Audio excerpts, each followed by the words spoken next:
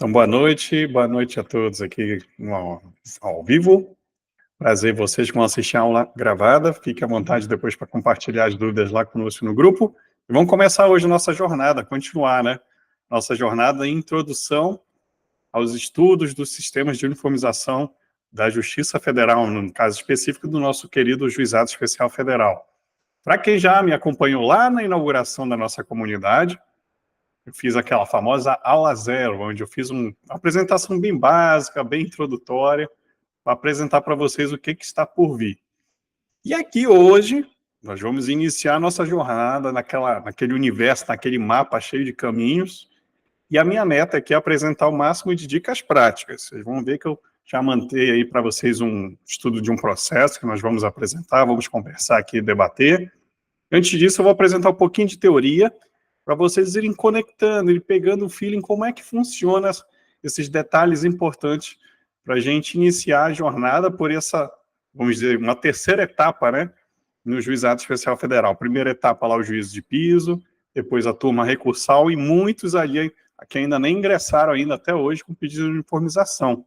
Temos uma etapa riquíssima ali para você obter maximizar as chances de êxito do seu processo, do seu escritório, e aí conseguir um benefício para o seu cliente, para ser segurado. Então vamos, amigos e amigas, material compartilhado, alguns avisos aqui rapidamente, o grupo está aberto, sempre há dúvidas. Se você quiser chegar antes ou depois da aula, a gente pode continuar também conversando sempre aqui ao vivo. Por exemplo, teve uma colega nossa que pediu para fazer uma gravação, porque ela não vai conseguir assistir a aula, sobre pesquisa de jurisprudência. No término da aula, eu paro a gravação e inicio um novo vídeo só para explicar como a gente pode pesquisar jurisprudência aqui na internet, para ajudar nessa construção na pesquisa dos precedentes, para fazer um pedido de uniformização. E assim vai. Peçam à vontade o que vocês precisarem de pesquisas, de métodos, de dicas de livros, e claro, do nosso direito previdenciário e a atuação na Justiça Federal. Me acionem. Se tiverem vergonha, me acionem no privado, não tem problema nenhum. O grupo é para isso, é para dar esse suporte total para vocês. A Priscila ainda não apareceu aqui, mas ela vai ter aula específica para a área dela, que é a advocacia, gestão, marketing e prática mesmo, e eu estou aqui na minha teoria que eu gosto, que eu amo, e vou compartilhar esse conhecimento com vocês. Então vamos começar. Como vimos na aula passada, apresentei esse universo dos procedimentos de uniformização, dos órgãos, como é a estrutura, e hoje a gente já vai pegar a mão na massa. E a mão na massa, nesse sistema de uniformização de jurisprudência, ela inicia nesse momento aqui. O acórdão saiu, e o que vocês vão fazer agora? Então, a partir de agora, para cada um, guardem isso comigo. O nosso prazo recursal, após um acórdão sair, será de 5 dias. Ah, Alex, mas eu vi na lei que o pedido de uniformização tem mais prazo. 15 dias? Não, 5, e vocês vão entender por quê. Eu preciso desses 5 dias e eles vão ser cruciais para nós trabalharmos nesse sistema de uniformização. Então vamos, primeira coisa, eu, Alex, se fosse advogado, o que eu iria fazer? E aí dentro dessa experiência de estudar, de ler, de votos e entender o que acontece ali nos bastidores da TNU, eu criei esse checklist que está na tela, que eu quero divulgar aí para vocês. É o famoso checklist 1. É a primeira etapa. Tá lá o André, começou agora na batalha, recebeu um acórdão, e obviamente um acórdão que ele entendeu que foi desfavorável. O que ele tem que se perguntar? O que ele tem que verificar? Esse checklistzinho aqui, ó, que eu estou apresentando para vocês na tela. Nós vamos trabalhar cada uma dessas perguntas e vocês vão entender o porquê de cada uma que foi apresentada aqui. Primeira pergunta. Os fundamentos do acórdão lá que a turma recursal me entregou, eles utilizaram um fundamento de direito material ou processual para julgar improcedente meu pedido? Por que essa pergunta é muito importante? Já adiantando aqui. Lembre-se, os nossos amigos ministros do STJ, quando foram desenvolver o anteprojeto de lei que deu origem à lei dos juizados especiais federais, eles entenderam que seriam apenas discussões pequenas, discussões rápidas, breves. E então, para que envolver direito processual? Vamos limitar a análise de direito material. E por conta dessa previsão legal que foi confirmada pelo Congresso, nós temos hoje essa perna manca, vamos dizer assim, quebrada, um saci-pererê, você pode levar adiante discussões envolvendo o direito material. Agora, direito processual, infelizmente, nós não vamos ter sucesso. Então, o primeiro checklist que você tem que fazer, até para não perder tempo da sua vida, é se questionar isso. E isso aqui é muito utilizado pela TNU para derrubar, para provocar o não conhecimento do mérito da sua peça de uniformização. E aqui eu falo TNU, mas as turmas regionais também e os presidentes que fazem esse controle de admissibilidade. Eles sempre tentam jogar as questões, sempre trazer para as questões processuais. Então, a primeira informação, primeiro filtro que vocês devem fazer, e nós vamos estudar de forma específica os exemplos, não aqui nessa aula, essa aula é só para apresentar esse universo. Primeira pergunta é essa. Esse acordo aqui foi utilizado uma tese processual ou material? Uma tese processual, por exemplo, extinção por falta de produção de provas. Então, produção probatória, você vai alegar que foi cerceamento de defesa. Cerceamento de defesa está ligado aí à matéria processual procedimental. Então, você não vai conseguir subir. Daqui a pouquinho a gente vai ver a súmula específica que também trava isso, além da própria previsão por ausência, né, na Lei 10.259. Em seguida, a segunda pergunta que você sempre tem que fazer. Todas as minhas provas que você juntou na sua petição inicial, você produziu durante a fase de instrução do juizado, ali na prova testemunhal, juntada de documentos, todos aqueles documentos que você apresentou perante o juízo de piso, perante a turma recursal, todos esses documentos, eles foram valorados expressamente pelo acordo, agora vamos traduzir para o português. No texto do acordo, de forma expressa, estava escrito que a parte autora apresentou uma certidão de nascimento em nome do pai, que a parte autora juntou um PPP, que a parte autora juntou determinado documento, que foi ouvida a testemunha fulana de tal. Isso tem que estar escrito, literalmente, dentro do texto do acordo. Se de alguma forma a sua turma recursal ela fez toda aquela coleta de provas e alguma dessas provas que você apresentou não foram de forma expressa citadas no texto do acórdão, tome cuidado. Que se você levar essa discussão adiante falando, olha, a turma recursal julgou improcedente meu pedido, mas aquela certidão de nascimento, onde constava lá a profissão de lavrador do pai do autor, não foi levado em consideração. Aí a TNU vai falar o seguinte, ou a turma recursal, ou o presidente da turma recursal vai falar, olha, tudo bem, só que você está querendo que eu vá lá atrás, reabra, literalmente, vamos pensar assim, né, folhei novamente o caderno, imagina um juiz lendo de novo todo o caderno probatório, e isso não está certo, a sua prova já teria que estar descrita aqui no acórdão, eu não teria que sair do acórdão para sair procurando provas. Que é isso que a gente chama de reexame de matéria fática. Ele teria que reler o processo, rever o processo, as fases anteriores, para poder localizar a prova, e aí, depois de localizada a prova, o fato ali confirmado, ele dá um peso jurídico, que é a famosa revaloração. Então, tomem cuidado também com esse checklist. Quando você está ali num caso que envolve provas, se todos os elementos de prova, que você trouxe na inicial, ou algum argumento da sua testemunha, se tudo isso foi debatido no texto do acórdão. Lembre-se, no texto do acórdão, tá bom? De forma expressa. Guarda a informação. Vamos continuar. Terceiro checklist, que é o ideal vocês resolverem também fazer. E por que eu pergunto isso? Esses dois primeiros é para você fazer um filtro para dizer assim, nossa, não tem chance de eu levar essa questão para a TNU. Com a experiência, com a leitura dos acordos, vocês já vão poder filtrar isso. Por exemplo, a Silvia, o André, a doutora Gisele agora vão se especializar em fazer parcerias para a produção de PEDLEF. Vocês estudaram tanto agora que eles fazem parceria só para a produção de PEDLEF, um parceiro manda para eles. Vocês não vão perder tempo fazendo um PEDLEF, que vocês sabem que não vai ser conhecido porque envolve matéria 100% processual ou vai demandar o reexame de provas. E não foi, e a técnica certa não foi utilizada, que eu não vou adiantar aqui, mas a técnica certa não foi adiantada para a gente escapar dessa revaloração de provas. Então, essas duas primeiras questões são muito importantes para vocês salvarem tempo, para vocês filtrarem a situação de cada um de vocês na atuação. E a terceira, que também que é muito importante e nos ajuda a organizar as ideias, que inclusive essa aqui para mim tinha que ser a primeira, até coloquei no tópico desfavorável aqui, mas é o seguinte, você recebe o acórdão, primeira coisa, saia analisando parágrafo por parágrafo. Identifique tese por tese que o magistrado utilizou para fazer o julgamento ali, a produção daquele acórdão. Por quê?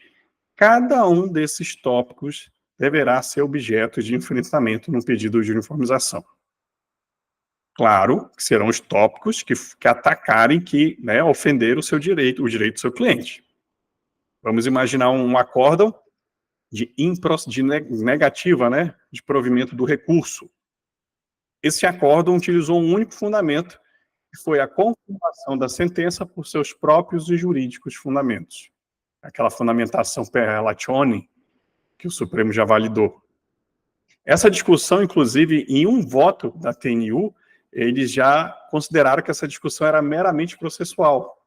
Mas em outras situações, a gente vai entender, eles consideram que se você fizer a técnica certa, você vai poder embargar e considerar como uma nulidade, uma ausência de prestação jurisdicional corretamente. Nós vamos estudar esse case, não nessa aula de hoje, eu vou trazer para vocês dessa forma. A gente vai ter uma aula só de anulação de acordos por nulidade, ausência de prestação jurisdicional, questão de ordem 47 da TNU, que é uma das ferramentas riquíssimas para vocês, advogados, derrubarem-se de votos que não enfrentam todos os méritos, só apenas confirmam o que foi dito pelo juízo de primeiro grau.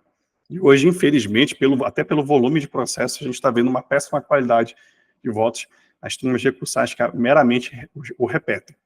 Então, dessa forma, a gente vai trabalhar fazendo isso. Vou só dar uma pausa aqui, porque eu não esclareci também um detalhe importante. Vocês que estão ao vivo agora, por gentileza, vocês podem interagir aqui pelo chat, o chat está aberto, ou, obviamente, melhor ainda, podem abrir a câmera ou o áudio, levantar a mãozinha e eu dou a palavra para a gente fazer a interação de imediato. Não tem que esperar encerrar o discurso para vocês poderem se manifestar, tá bom? Fiquem super à vontade de interagir, acrescentar e participar. E que você que vai assistir essa aula ao vivo, depois, qualquer dúvida, eu estou lá no grupo para te dar o suporte total. Tudo bem? Então, vamos lá. Então, peguem um acórdão, saia ticando, pega o marca-texto, vá colocando um por um dos fundamentos. Identifique todos. Por que isso é importante? Porque se você for levar a discussão para a TNU, todos os fundamentos que foram utilizados para julgar improcedente, negar o seu pedido, todos eles deverão ser combatidos. Você não pode deixar nenhum fundamento para trás. Nós já vamos ver isso.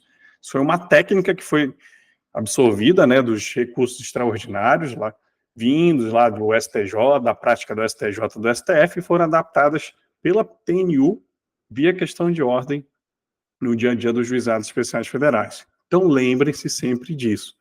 Não ataquem apenas um capítulo, que a gente chama, capítulos da sentença, seguindo ali essa classificação. Você tem que sair identificando os tópicos. Cada tópico será objeto de uma impugnação específica na sua peça de uniformização. Alex, um dos tópicos envolve matéria processual. Não interessa, você vai ter que procurar um precedente, um paradigma válido. E leva a discussão para a TNU. Por quê? Porque aí a TNU, às vezes, ela releva isso, tá, gente? Mas aí pode haver um conhecimento parcial. Eles não vão conhecer em relação a isso e segue-se conhecimento parcial. E se esse conhecimento parcial ele for por si só suficiente para enfrentar o mérito e dar provimento para a sua tese de defesa, você já tem uma vitória muito grande. Então, muitas vezes a gente fica com o pé atrás, nossa, mas tem uma matéria aqui de direito processual. Impugna ela também.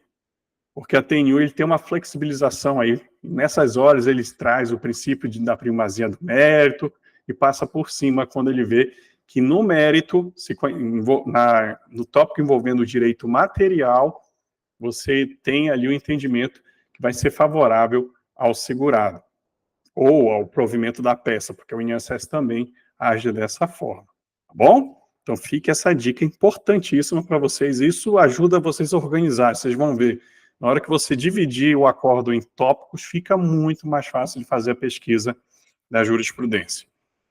Por fim, o outro check. Houve inovação de ofício sem manifestação prévia das partes? Traduzindo para o português. O acordo, você falou A no recurso, o INSS nas contrarrazões falou B, o juiz não acolheu nem a sua tese, nem as contrarrazões do INSS. Ele trouxe um terceiro argumento que ninguém introduziu no processo, que não era matéria de ofício, e mesmo se fosse matéria de ofício, ele deveria ter dado vista antes, e utilizou esse fundamento para negar o seu recurso inominado. Opa, teve uma inovação aí de ofício. Não houve respeito, atenção ao artigo 10 do CPC, princípio da não surpresa. Nesse momento, você tem que agir, porque se você tentar levar essa discussão do desrespeito ao princípio da não surpresa lá para a TNU ou para a turma regional de uniformização, lembra? Ofensa ao princípio da não surpresa já é considerado pela própria TNU em precedente matéria exclusivamente processual, e aí você não teria o recurso conhecido. Então essa discussão tem que provocar ela num momento específico antes, dentro dos 5 dias, e aqui é óbvio que vocês já vão estar sabendo o que eu estou falando, que é a utilização dos embargos de declaração. E, por fim, se todas as teses que eu levei para o meu recurso nominado, todas as minhas teses, elas foram expressamente, tem que estar ali escrita, enfrentada de forma expressa pelo acordo. Você trouxe no seu recurso nominado ausência de EPI eficaz para agente biológico, ofensa ao tema da TNU, vários argumentos. O juiz utilizou apenas um e rejeitou, julgou, negou o seguimento ao seu recurso. E não fundamentou ou não esclareceu o que prejudicado os demais argumentos. Não houve essa fala. Então você necessariamente precisa embargar, você precisa que o magistrado, ele, de forma expressa, traga algum fundamento justificando por que não acolheu não só o primeiro argumento, como todos os demais. Ele tem que ultrapassar todos os demais argumentos. Essa tese do prejudicado, do superado, isso hoje, com o novo CPC, nós não podemos adotá-la. Em especial, o fundamento desse embargo é justamente para a gente garantir o conhecimento quando você chegar na TNU.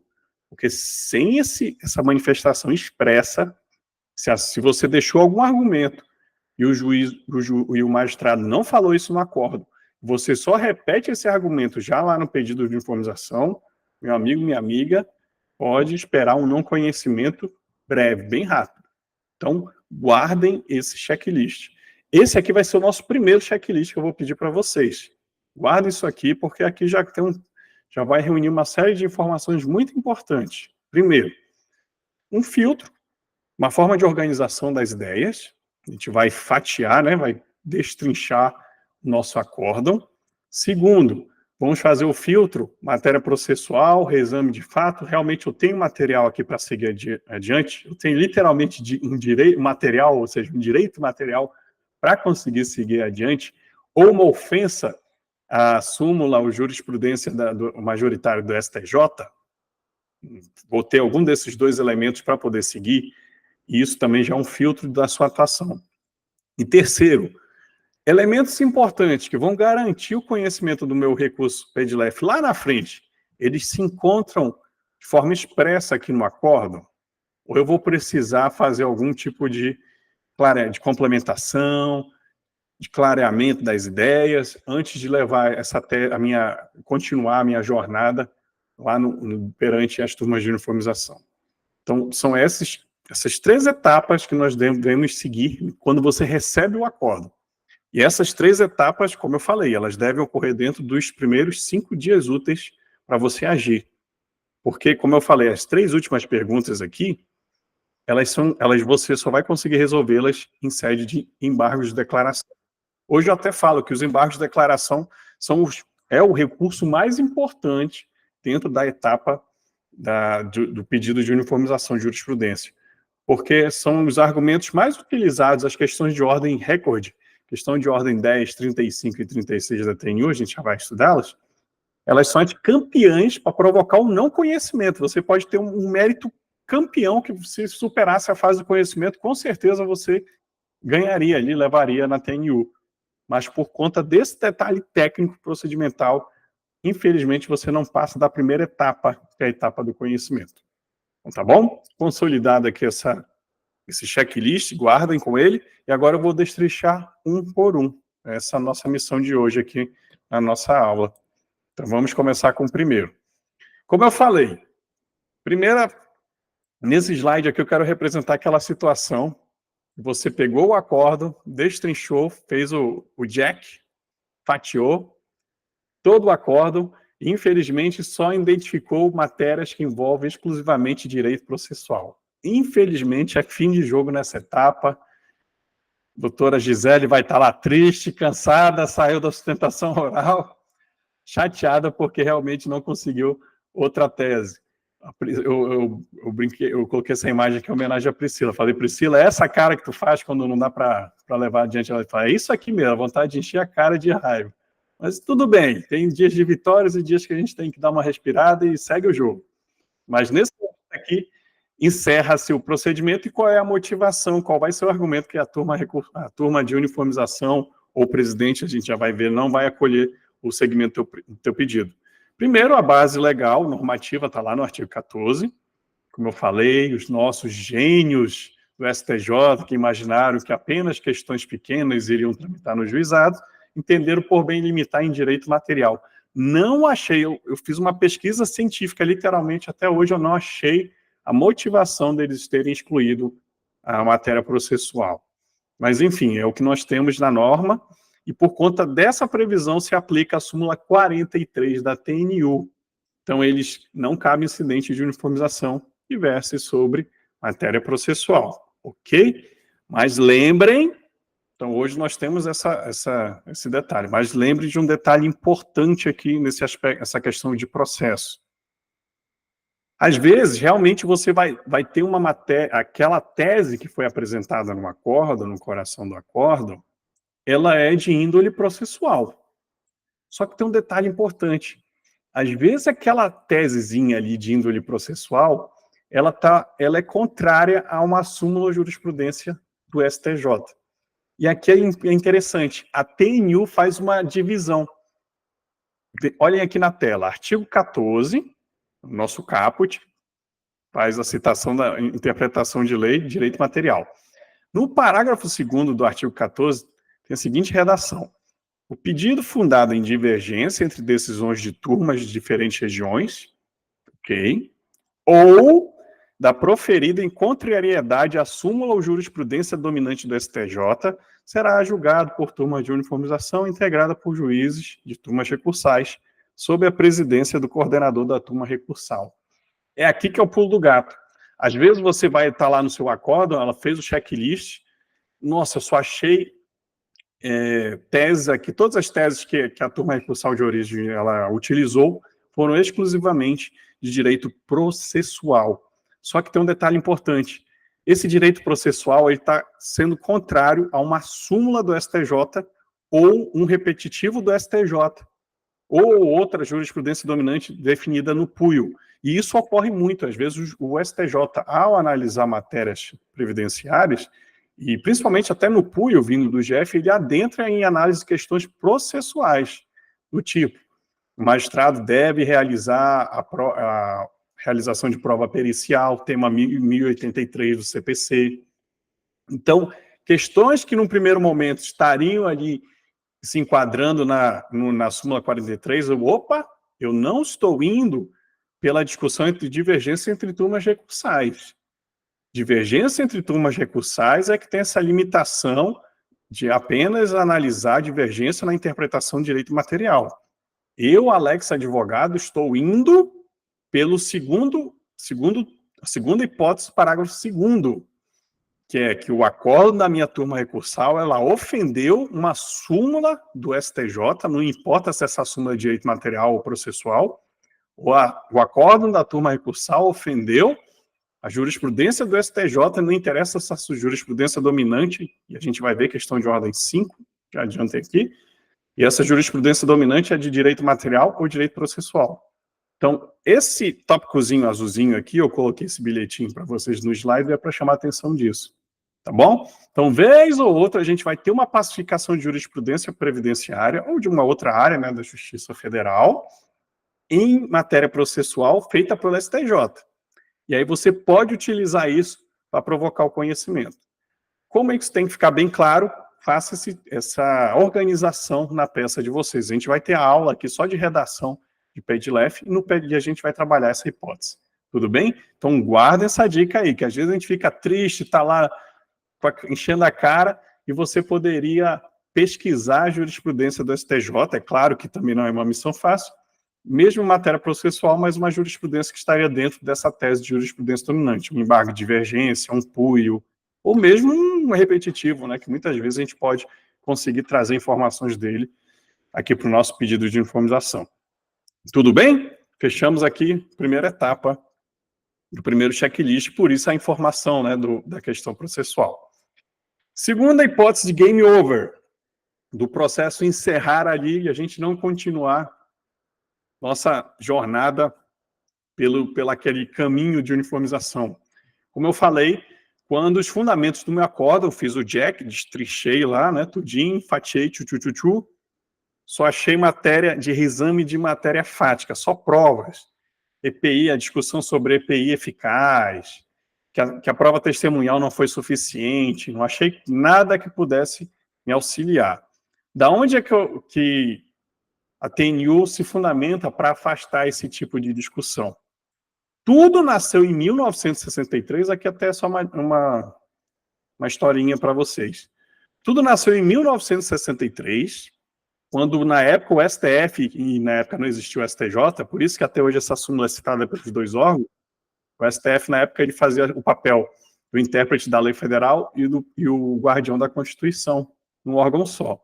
Então, em 1963, o STF, súmula 279, falou: para simples reexame de prova não cabe recurso extraordinário. Esse recurso extraordinário também, entenda-se, era a única peça de recursal que você poderia fazer acabar com a divergência de interpretação de lei federal e também proteger a Constituição. Então, nesse caso, é como se fosse fazer uma leitura nesse sentido também. Não é à toa que até hoje o STJ utiliza essa súmula. E aí ele pegou essa súmula de 1963, 1990, 2 aninhos depois ali da nossa Constituição Federal, que nasceu o STJ, que veio o nosso STJ instalado, ele trouxe a famigerada súmula 7, a mais odiada de todas, né, de quem atua no STJ, a famosa súmula 7. Não se conhece dissidente de uniformização que implique reexame de matéria de fato. E a nossa TNU, para ter a sua própria súmula, editou a súmula 42, também uma das campeãs de utilização para não conhecimento, e não se conhece de incidente de uniformização que implique reexame de matéria de fato. Então, vocês estão vendo que a TNU, até aqui já é um primeiro momento, ela replica muitas súmulas impeditivas de recurso que nasceram no STF e do STJ. Então, basicamente, todo aquele estudo que você fez para trabalhar com recurso extraordinário e no STJ vai ser adaptado aqui. Então, muita coisa que é produzida lá nesses tribunais superiores nós conseguimos identificar aqui no dia a dia da TNU. Como eu falei na primeira aula, a Lei 10.259 é muito enxuta, quase não trouxe, né, esse procedimento, esse vai e vem, como deve funcionar os entendimentos procedimentais. Então, coube a própria TNU, via regimento interno, principalmente súmulas e questões de ordem. Súmulas aí você vê de natureza procedimental, de como deve funcionar o pedido de uniformização, inspiradas nos nossos tribunais de uniformização de jurisprudência federal e proteção à Constituição. Então, quando uma novidade começa lá em cima, pode saber que aqui embaixo na TNU ela será replicada de alguma forma. Tudo bem? Então, isso aqui é o segundo game over. Quando você pega um acordo e só tem reexame de matéria fática, e eu já falei o que é esse reexame de matéria fática, é rediscutir aquela prova que foi utilizada, não foi, foi uma prova que eu trouxe, ela não foi valorada, a minha testemunha não foi ouvida, cerceamento de defesa, tudo isso, tanto a questão processual como o reexame de matéria fática, a TNU tenta encaixar aqui. Mas lembrem, mas eu tenho também, a gente sempre tem que lembrar, tem um detalhe importante, mas lembrem que existe uma coisinha chamada revaloração de provas. sempre que forem pesquisar jurisprudência, você está lá, súmula 7, ou súmula 42, isso aqui é exame de prova, o que eu faço, meu Senhor Jesus? Dê uma respirada, digitem revaloração jurídica de provas ou revaloração de provas, entre parênteses, e vão pesquisar nas diversas turmas recursais do Brasil. Porque você tem que argumentar dessa forma. O que é a revaloração de provas? Como eu falei, a prova está transcrita no texto do acórdão. Por isso que eu falei que é importante que ninguém vai precisar ir lá na primeira página, folhear o processo, vamos dizer assim, rolar o processo agora, né? A gente rola o processo, scrolla o processo novamente, para identificar e analisar provas. Por quê? Todos esses elementos de prova foram analisados, descritos no acórdão. Então, a prova está ali, os fatos são incontroversos. Inclusive, a gente começa o texto assim, olha, os fatos são incontroversos. A gente não quer rediscutir fato, não quer reexaminar fatos. Os fatos ocorreram, foram transcritos e analisados pela turma recursal. A gente não está discutindo se eles aconteceram ou não. O que nós estamos discutindo agora é a tarifação. Tarifação é um termo anacrônico. Seria a revaloração, qual foi a classificação jurídica, o peso jurídico que foi atribuído pelo tribunal para aquela prova. Por exemplo, a parte autora, e é um caso real que a gente vai estudar, a parte autora juntou documentos, é um assegurado especial, que apresentou início de prova material somente em nome dos pais. Ela não tinha prova nenhuma em nome dos pais e apresentou lá a certidão de nascimento onde o pai constava como lavrador. Essa prova foi apresentada, a prova testemunhal confirmou esse documento, mas o juiz falou, olha, essa certidão em nome do pai, ela não serve para o enquadramento de segurado especial. Ponto. A prova estava ali, ele não afastou a prova dizendo que tinha alguma ilicitude, o documento rasurado, coisa do tipo, que a gente deveria rediscutir ali, reexaminar. Ele confirmou que a prova testemunhal, ela ratificou, né, ela foi boa, só que ele entendeu que juridicamente esse documento ele não era válido para o fim de enquadramento da qualidade de segurado especial, do rural. Então, você vê que ele deu um valor àquela prova. Essa tese foi para a TNU. Num primeiro momento, até o relator falou, isso aqui é reexame de matéria fática. Já foi encaixando na súmula 42. Aí teve um voto visto e falou, calma. A prova, ela está bem delimitada e documentada aqui no acórdão. Ninguém está discutindo se ela é boa, ruim, aconteceu ou não aconteceu. O que se está discutindo é que se esse documento ele tem consequências jurídicas para fins de enquadramento de segurado especial. E ali foi confirmado e foi firmada a tese que a certidão de nascimento, da parte autora, onde consta o nome do pai e a profissão lavrador, ele sim se qualifica como início de prova material. Então percebam isso. A prova estava ali, a discussão era só se aquele documento serviria ou não dentro do universo jurídico para se enquadrar como segurado especial. Então sempre pesquisem revaloração jurídica de provas, revaloração de provas. Coloca entre parênteses, pesquisem, porque isso também é muito utilizado pelo próprio STJ, eu até coloquei aqui o trechinho do voto do ministro Francisco Falcão, para afastar a súmula 7. Se ela serve para afastar a súmula 7, ela serve então para afastar também a súmula 42. E isso que é legal, meus amigos e amigas. Muitas vezes a gente fala, mas o STJ, o STF e o STJ não está formalmente assim, é muito difícil chegar no STJ via GEF. Só que muitos entendimentos do STJ são adaptados para a aplicação do procedimento do GEF. Então, você quer achar teses, é claro que você não vai pegar essa jurisprudência como paradigma, mas você quer construir uma redação, pega um voto desse do ministro, passa lá no chat GPT e você tem pronto uma petição explicando o que é revaloração de provas e por que no caso concreto, aquele documento que você apresentou, que o magistrado transcreveu, citou no texto do acórdão, mas não o considerou, porque ele entende que esse documento não é suficiente para o enquadramento como segurado especial, aí você vai falar que aquilo ali foi não é um reexame de provas. Você não quer reexaminar fatos, não quer reexaminar provas. Você quer verificar só qual foi a adequação jurídica, isso aqui que é o ataque, a adequação jurídica que foi aplicada ou não no caso concreto, tá bom? E aí no meu bilhetinho, por isso que é importante nos embargos a gente transportar aquelas provas que estão lá no início da petição inicial, que você juntou, e por algum motivo o juiz não a citou no texto da sentença, por algum motivo no acordo também não foi citada, ela tem que estar necessariamente ali dentro do texto do seu acordo.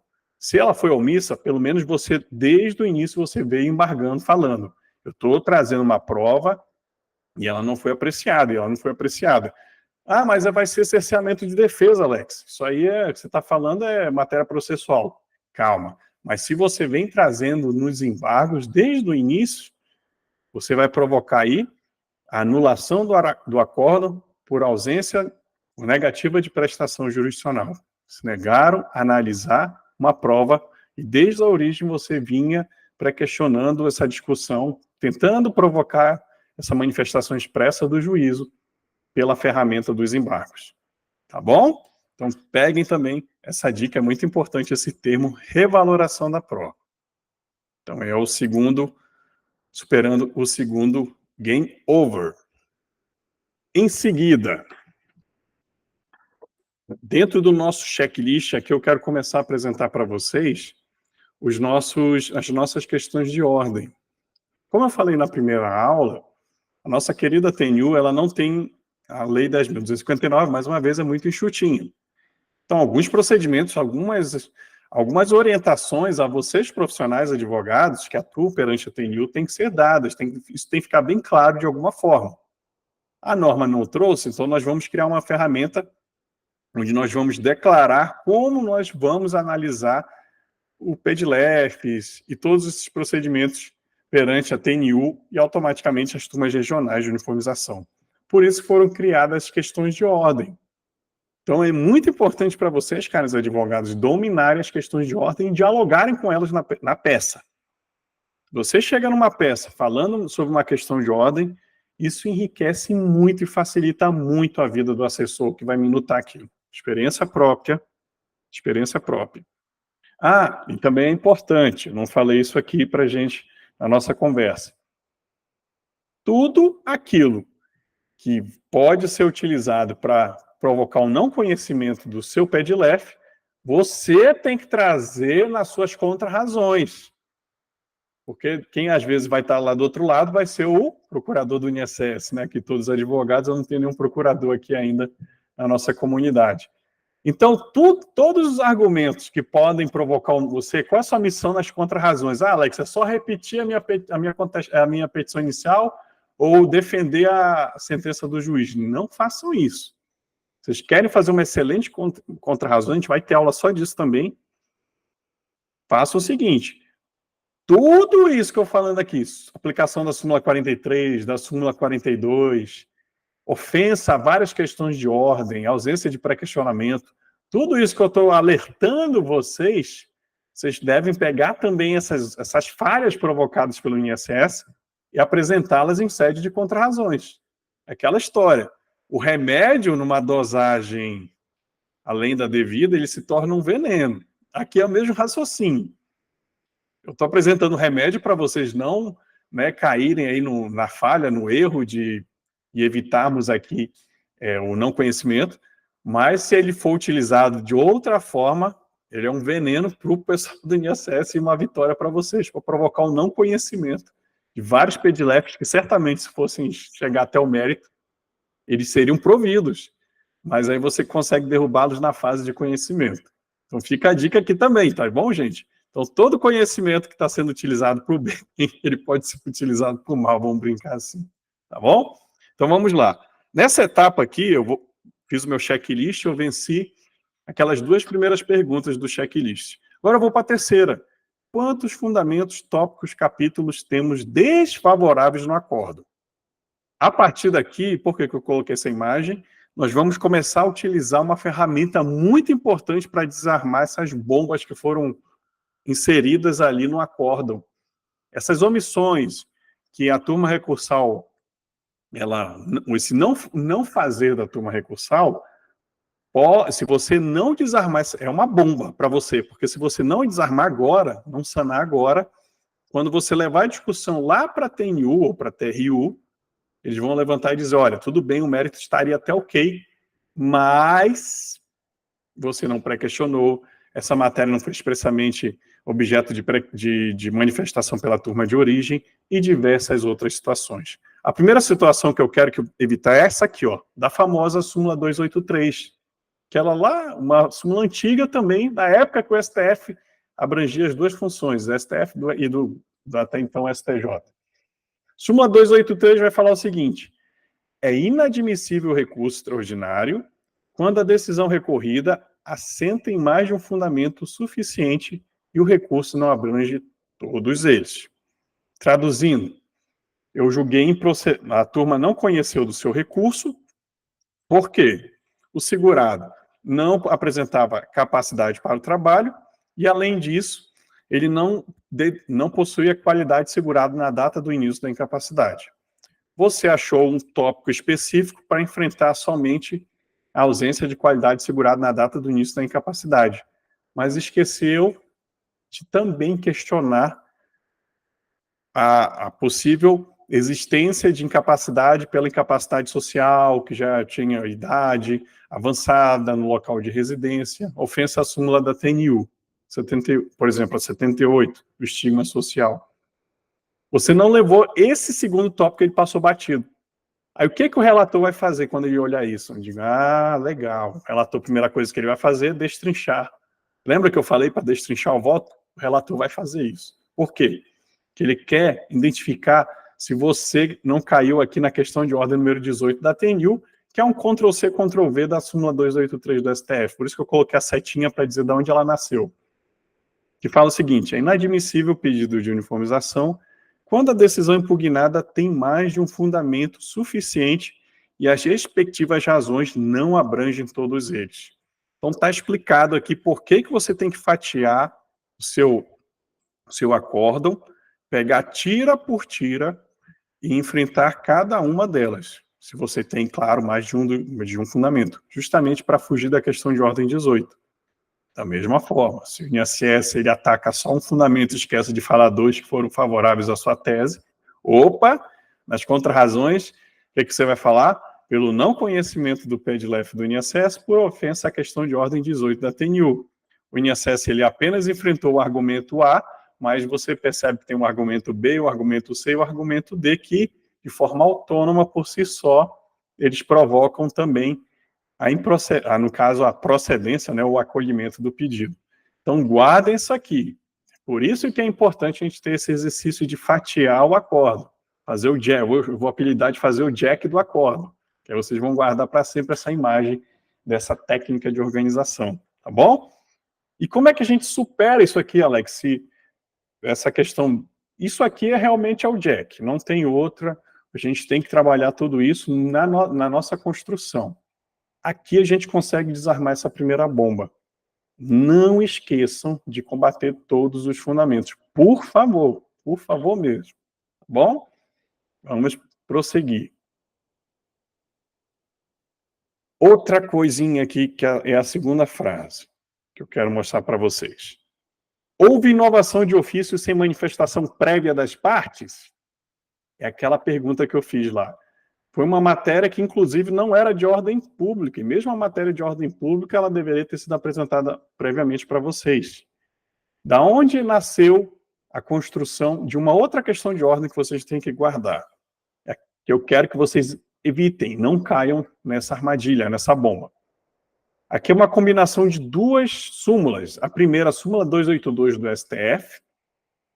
É inadmissível recurso extraordinário quando não ventilada na decisão recorrida a questão federal suscitada, é a famosa inovação em sede recursal, quando você introduz uma tese nova. Por exemplo, a turma fala que o agente biológico havia informação de EPI eficaz para agente biológico e julga improcedente ou nega o segmento ao seu recurso nominado. Aí você vai, sem apresentar embargos, mas mesmo em embargos, infelizmente, não vem passando muito isso, e aí no seu PEDLEF você já vai trazendo uma tese que não existe EPI eficaz para agente biológico. Ou seja, a atividade de alto risco, público notório, diversos outros argumentos que você encontra em outras turmas recursais. O que a TNU vai falar? Opa, questão de ordem número 10. Essa questão, se existe ou não EPI eficaz, ela só está surgindo agora no teu PEDLEF. Você não levou ela à discussão, manifestação prévia pela turma de origem lá embaixo. A turma de origem só falou que no formulário existe EPI eficaz, sim. Mas não se levantou a discussão se essa informação do EPI eficaz, sim ou não, ela é válida, ela é presumidamente afastada para agentes biológicos. Então, a TNU utiliza muito essa questão de ordem para superar em casos esses, como eu estou narrando para vocês. Como é que a gente consegue desarmar essa bombinha aqui? O famoso embargo de declaração por omissão. Então, o que você faz? O juiz apresenta para você aí uma informação nova, uma tese de ofício que nem você trouxe na inicial, nem o INSS trouxe nas contrarrazões. Pelo amor de Deus, embargue. Quem nos fala isso? Súmula 211 do STJ, que também foi uma das súmulas utilizadas aí para construir a questão de ordem número 10, e a súmula fala isso de forma clara. Inadmissível recurso especial, quanto à questão que, a despeito da oposição de embargos declaratórios, ou seja, isso aqui depois foi superado, mas ele deixa bem claro, é necessária a oposição de embargos declaratórios, não foi apreciada pelo Tribunal ACO. Isso aqui era uma súmula terrível, porque mesmo você embargando, o tribunal continua calado, e aí você levava a questão para o STJ e o tribunal não falava nada, e você levava essa questão para o STJ, e o STJ não vai passar. E qual é a dica aqui? Aí você tem que falar que houve ofensa ao artigo 1022 do CPC. Aqui até uma dica de RESP, tá, meus amigos? Quem for trabalhar com RESP. Eu entrei com embargo no STJ, eu entrei com embargo por omissão, o magistrado não defendeu minha tese, e mesmo assim ele continuou calado. Levei a questão para o STJ, só indicando os artigos da lei federal que eu entendia cabível, no caso concreto. Vai passar? Não vai. Súmula 211. O que você deveria ter feito? Além da ofensa à lei federal, lá da tese que você está discutindo, por exemplo, o conceito de família da LOAS, artigo 20, o magistrado estendeu o conceito de família e incluiu mais gente do que deveria. Você vai atacar esse artigo específico da LOAS. Além desse artigo, na hipótese do artigo 105, na linha A, no inciso 3º, a linha A da Constituição Federal, além desse artigo, você tem que indicar que houve uma ofensa ao artigo 1022 do CPC, que diz que quando há omissão, você vai interpor embargo de declaração e cabe ao juízo de origem suprir essa omissão. Então você vai falar que houve essa ofensa aí. Se você não fizer isso lá no STJ, que é só um obter dictum, tá, gente? Uma fatiazinha aqui, você cai na súmula 211. Então fica essa dica para vocês. Mas aqui, voltando para a TNU, questão de ordem número 10 nos fala o seguinte: não cabe o incidente de uniformização quando a parte que o deduz apresenta tese jurídica inovadora, não ventilada nas fases anteriores do processo e sobre o qual não se pronunciou expressamente a turma recursal no acórdão recorrido. Por isso que eu falei que é a combinação de duas súmulas. Primeiro, inovação em sede recursal. Segundo, não se pronunciou expressamente a turma recursal, ou seja, essa tese, além de ser nova, você não introduziu, não tentou buscar uma discussão via embargos de declaração. Então, mesmo que aconteça esse caso que eu apresentei para vocês, o formulário fala que o EPI é eficaz para agente biológico. Embargue, vá com tudo e fale, vá pela omissão. Houve a omissão aqui da manifestação do magistrado sobre o fundamento, aí você introduz aquela tese da TNU e aí traz essas informações. Alex, sempre vai funcionar? Nem sempre. Eu já vi casos que mesmo que a TNU entende que quando surge somente embargos de declaração, a tese que você está discutindo, a inovação em sede recursal se aplica à questão de ordem número 10. Mas, em grande parte, eles superam também esse formalismo e entendem que houve uma ofensa do magistrado que trouxe uma tese, o magistrado inovou no acórdão, sem dar oportunidade para ambas as partes, por isso também que você tem que fazer aquela introdução lá de ofensa não surpresa, e em seguida, que você trouxe a tese e buscou expressamente ela ser discutida, ela ser enfrentada pelo juízo de origem, antes de levá-la até a TNU, que você tentou. Feito isso, em preliminar, você vai requerer a negativa de prestação jurisdicional, questão de ordem 47. Por isso que é muito importante, porque se você não entrar com esse embargo, meu amigo, minha amiga, não adianta pedir nulidade do acórdão pela negativa de prestação jurisdicional. Então, embargue, por favor. O embargo é importantíssimo para a gente trabalhar. Tudo bem? Então, aqui é a primeira ferramenta. Opa, tem uma pessoa aqui. Prontinho. É a primeira ferramenta que nós vamos utilizar para afastar mais uma pergunta, mais uma ferramenta para vocês, para a gente trabalhar isso. Em seguida, aí aqui já é uma outra questão de ordem. Lembra daquela perguntinha que eu fiz para vocês? Todas as minhas teses que eu trouxe na petição inicial, que eu trouxe no meu recurso. Ah, gente, só voltando aqui. Sabe quem é campeão em inovar em sede recursal? O nosso amigo INSS. Então, prestem muita atenção nisso. Eu estou vendo muita TNU, em vez de derrubar com a questão de ordem número 10, ela ficar omissa e entrar no mérito da questão. Então, uma dica para vocês, o INSS ele é campeão em inovação em sede recursal. A famosa ofensa ao princípio da dialeticidade. Ele introduz temas que não foram objeto de discussão na sentença e também que ele não trouxe em contestação, no caso, né?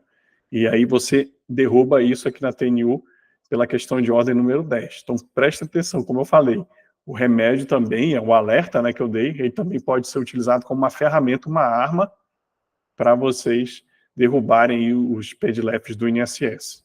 Tá bom? Outra. Aqui a pergunta foi: todas as minhas teses foram expressamente enfrentadas pelo acórdão? Da onde é que nasceu essa pergunta e a resposta? Súmula 356 do STF fala: o ponto omisso da decisão, sobre o qual não foram opostos, então aqui o STF foi explícito, não foram opostos embargos declaratórios, não pode ser objeto de recurso, por falta do requisito do pré-questionamento. O que a TNU fez? Pegou esse texto, essa súmula importantíssima, muito utilizada, e transformou na questão de ordem número 35, que fala: o conhecimento do pedido de uniformização pressupõe a efetiva apreciação do direito material controvertido por parte da turma de quem mandou o acórdão impugnado. Lembre-se, a efetiva apreciação. Então, se você embargou, o que você tem que fazer? Saiu o acórdão e você entrou direto com o pedido de uniformização. Se você não embargou, e aquela sua tese, como mais uma vez eu falei, e aquela sua tese, ela foi apresentada e a turma recursal de origem não expressamente se manifestou sobre ela, a TNU vai aplicar a questão de ordem número 35. Aqui não é nem questão de... Aqui não é a questão de inovação em sede recursal. Vamos imaginar que no seu recurso nominado, você introduziu uma tese, a turma recursal a analisar seu recurso nominado julgou, não se manifestou, não tem nenhuma tira, nenhum argumento, nenhuma palavra sobre essa tese que você introduziu em recurso nominado. Ela simplesmente ignorou a sua tese. E você só pegou essa tese, empacotou e levou direto para a Turma Nacional de Uniformização. Você vai conseguir passar? Vai ser conhecido? Não. Houve uma omissão expressa aqui. Mas você precisaria ter entrado com embargo de declaração para fugir dessa questão de ordem. Por quê? Porque de forma expressa, a turma recursal de origem ela tem que se manifestar sobre sua tese. Primeira, de forma expressa, vindo do recurso nominado, e segundo, se ela continuar omissa, vindo via embargo de declaração. Então, os embargos são, mais uma vez, uma ferramenta importantíssima para você evitar a aplicação de questão de ordem número 35. Por isso que eu pergunto, todas as suas teses do seu recurso nominado foram expressamente objeto de manifestação pela turma recursal? Ah, não, Alex, não foi. Então você já prepara o embargo por omissão. Ausência de fundamentação adequada do artigo 489 lá do CPC, essa nova hipótese, muito boa, inclusive. A gente pode empacotar tudo ali. Então tomem cuidado com isso.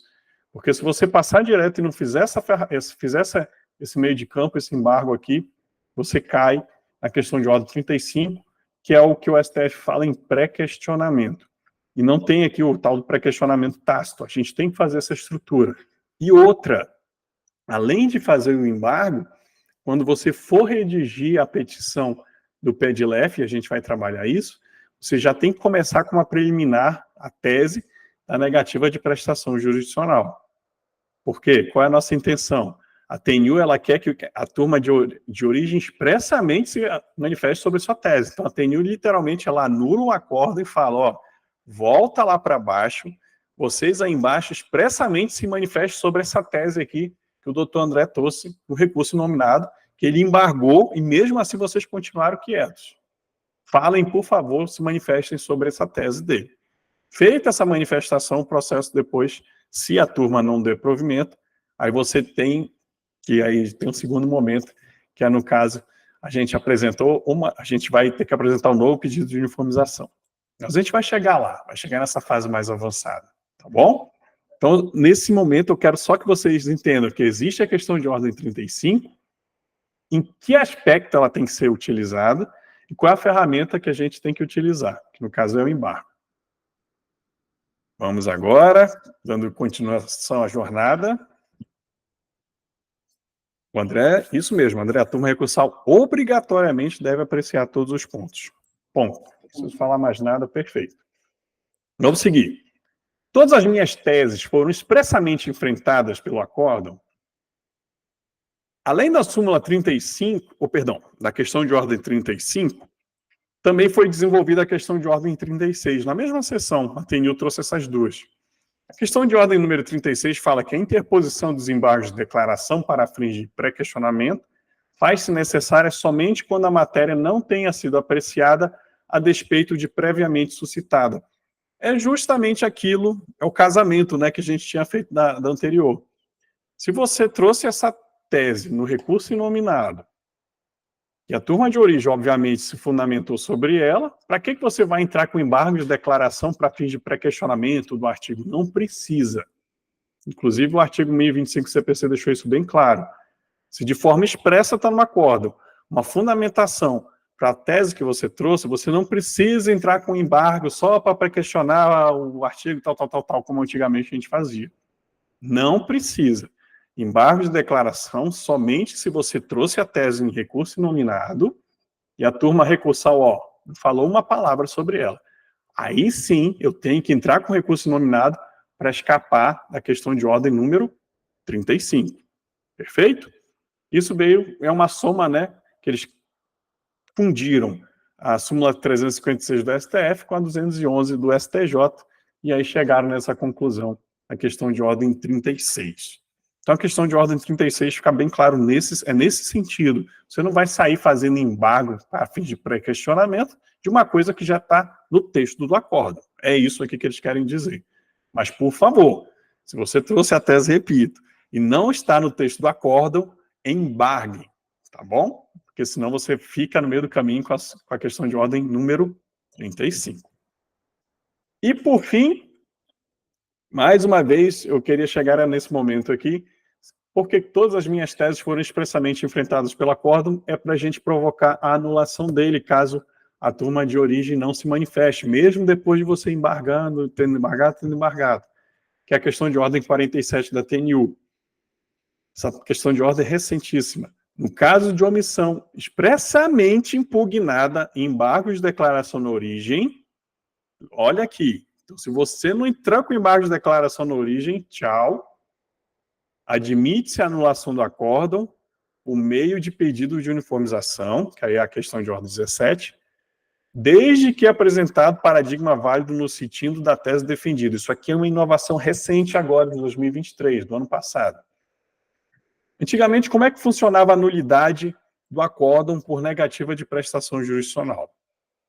Bastava uma petição de uma folha falando que você trouxe uma tese no seu recurso nominado, que a turma de origem não se manifestou, que você embargou, apontando essa omissão, a turma de origem rejeitou os embargos, continuando a não falar nada sobre essa sua tese.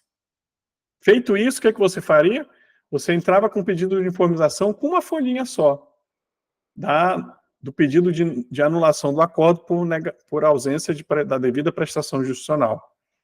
A turma recursal conhecia do seu recurso, do seu PEDLEF, fazia aquele checklist, realmente aqui ele fez os embargos, tudo no tempo certinho, não houve manifestação realmente da turma. A TNU anulava o acórdão e devolvia de imediato para que eles expressamente se manifestem sobre o caso, a sua tese, a questão. Era só isso. Era muito fácil até 2023. Aí em 2023 eles começaram a dificultar as coisas. Isso aqui é novidade, relativamente recente, gente. E o perigo é que tem um monte de pedido de uniformização, isso aqui que eu acho muito errado da TNU, que foram protocolados antes de 2023, que confiaram nesse procedimento que era adotado pela TNU, e agora a TNU vai aplicar de imediato essa tese, sem dar oportunidade de emenda ao pedido de uniformização. A TNU tem um mal que ela não aprendeu ainda a fazer a modulação de efeitos. Isso é uma crítica que a gente faz à TNU. O que é esse azulzinho aqui do texto? Você tem que, a partir de agora, lembra que eu falei que era uma folhinha antes? Agora não. O seu recurso, o seu pedido de uniformização, pedido de anulação de acordo, tem que ser feito da seguinte forma. Como é que você vai fazer? Você entrou com o recurso nominado com a sua tese. Saiu o acórdão. Vamos fazer o jack do acórdão. Fatiou. Pá. Opa, identifiquei que o acórdão não apreciou uma das 5 teses que eu apresentei. Enfrentou as 4 teses, está tudo ok, tudo fundamentado, mas uma tese ficou para trás. O que é que você vai fazer? Embargo de declaração por omissão, porque uma das teses que você apresentou não foram enfrentadas pela turma de origem. A turma de origem fala que isso aí desafia recurso próprio, efeitos infringentes, nada, isso aqui você quer rediscutir a decisão. Você, tudo bem, era só isso que eu precisava. Você vai começar a redigir o seu PEDLEF. Preliminarmente, da negativa de prestação jurisdicional por ausência de análise de uma das teses apresentadas em recurso inominado e reafirmada em sede de embargo de declaração. Questão de ordem 47 da TNU. Ok? Ok. Até fevereiro de 2023 era só isso. Em seguida, você já tem que apresentar para a TNU que, anulado aquele acórdão, mesmo assim, quando ele for anulado, você vai ter vantagem, ou seja, aquela tese que foi omissa, que de alguma forma a turma recursal de origem não se manifestou, aquela tese, se acolhida, se apresentada, se enfrentada, você vai obter sucesso, porque essa tese está de acordo com a jurisprudência da TNU, está de acordo com o caso paradigma de uma outra turma recursal. Então, você já tem que demonstrar que, anulado aquele acórdão, você vai ter também êxito com base no mérito. Também que já tem que construir o mérito da peça. É essa partezinha aqui que é a partezinha inovadora em 2023. Não basta você só pedir a nulidade da prestação jurisdicional, porque a turma de origem não se manifestou sobre os embargos. Além disso, você já tem que mostrar que no mérito, a tese que ficou para trás, que não foi analisada, ela também vai ter êxito porque ela está de acordo com a jurisprudência da TNU ou está de acordo com algum outro paradigma da turma recursal. Entenderam? Isso aqui agora é novidade. Questão de ordem 47 recebeu uma atualização de redação e, infelizmente, muitos PEDLEFs estão lá parados com o entendimento anterior. Mas, Alex, o que eu recomendo você fazer? Faz uma emenda ao PEDLEF, citando que houve a alteração na jurisprudência no curso entre o protocolo e a alteração da redação, e que está apresentando nesse momento a complementação da peça de acordo com a nova questão de ordem, e faça isso de ofício. É o que eu tenho para entregar para você aqui. E mesmo assim, infelizmente, vários relatores vêm afastando esse pedido de modulação dos efeitos, falando que não há previsão regimental na TNU para a sua aplicação. E vários autores estão sendo prejudicados por isso. Mas, da mesma forma, o INSS também, infelizmente, vai ser, ou felizmente, né, de acordo com o lado que você esteja, ele também vai ser surpreendido. Você pode alertar o relator que o INSS não cumpriu devidamente o procedimento da questão de ordem 47 na sua já nova redação, que é aplicado de imediato. Então, para onde vai aqui em Minas a gente fala, né, pau que bate em Chico também bate em Francisco. Então, vocês podem utilizar essa questão de ordem 47 para trabalhar. Tudo certo, meus amigos e amigas? E era essa jornada que eu queria mostrar para vocês. É o primeiro checklist, a primeira coisa que a gente vai fazer para a gente trabalhar, né, quando vocês receberem um acordo. E aqui eu trouxe um estudo de caso para vocês, que foi justamente o que eu mandei junto com o slide de hoje. Foi um caso agora recente, uma das últimas sessões da TNU. Vou interromper aqui, dar um stop, que eu vou projetar o estudo de caso agora aqui para a gente.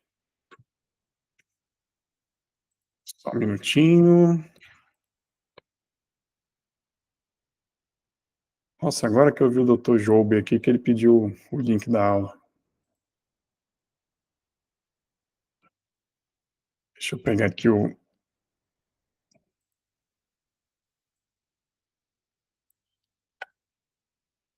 Acho que ele ainda consegue entrar. Quem quiser interagir agora nessa parte, porque essa parte vai ser bem prática mesmo, a gente vai analisar aqui o caso concreto.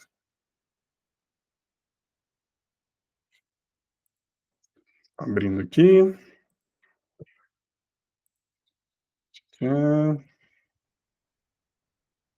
Vou parar esse compartilhamento aqui por enquanto, e agora eu vou apresentar o próximo.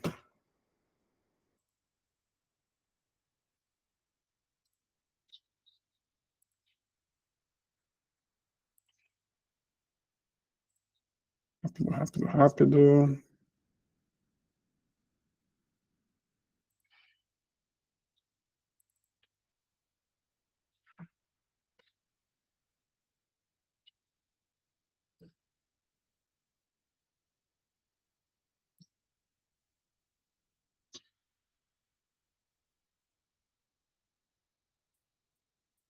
Pronto, na tela, consegui apresentar aqui.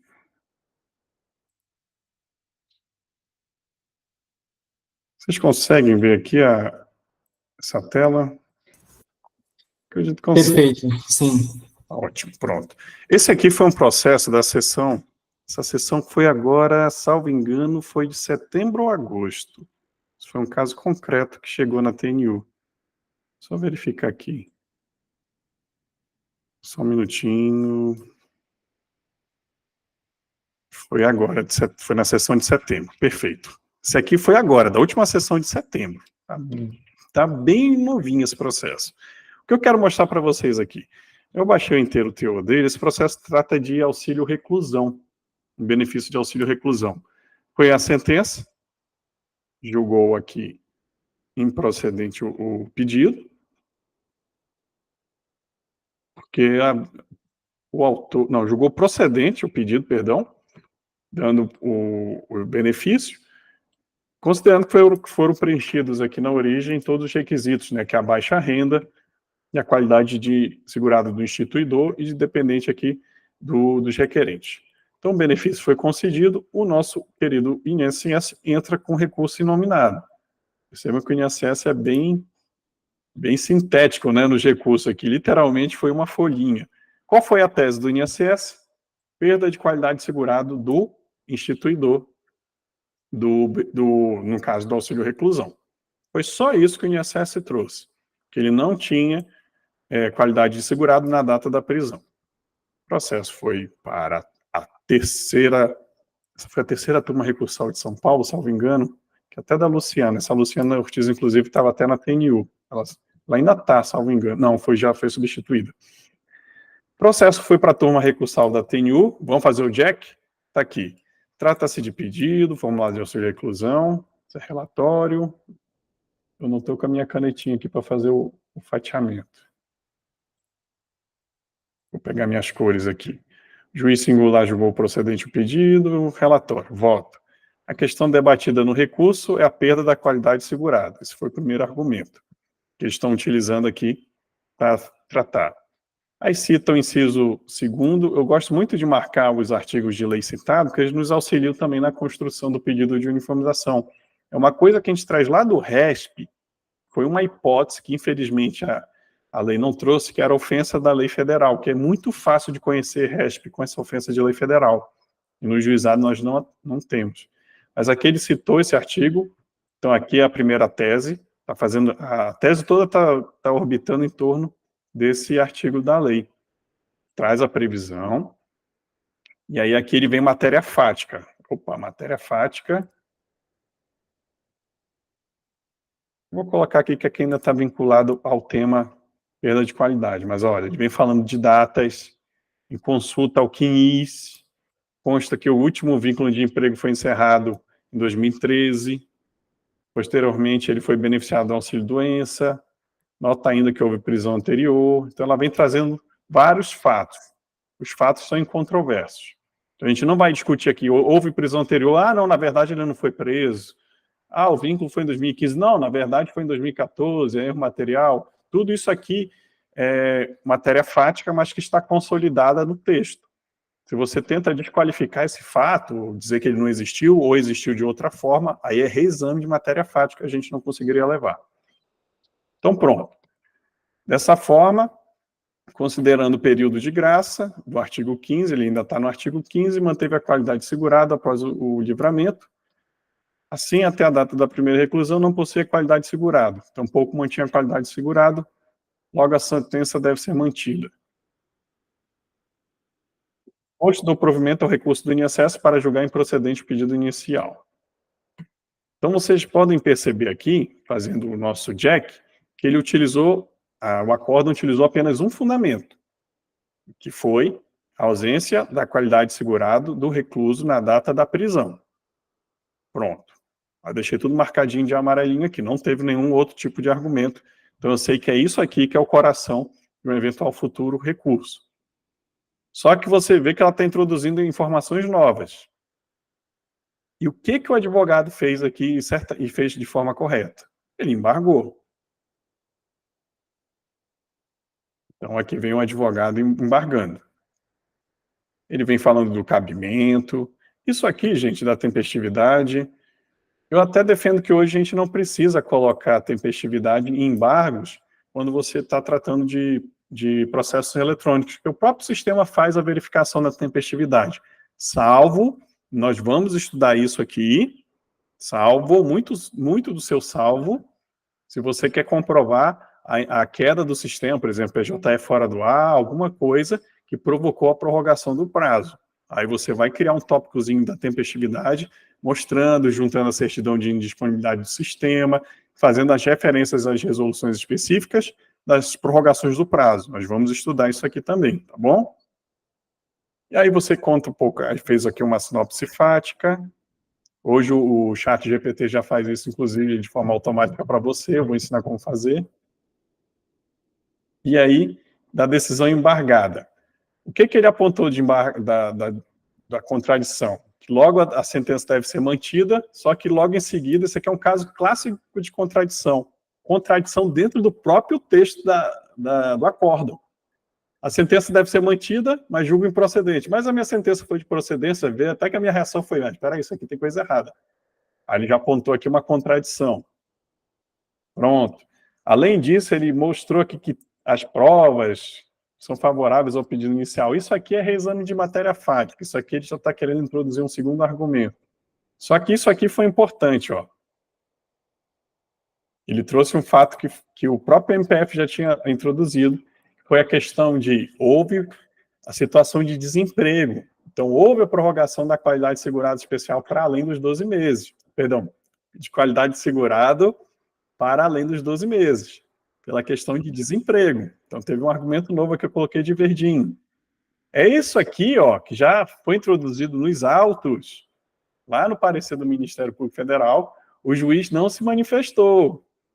Então, tá vendo aqui? Então, ele quer resolver a contradição e também teria uma omissão.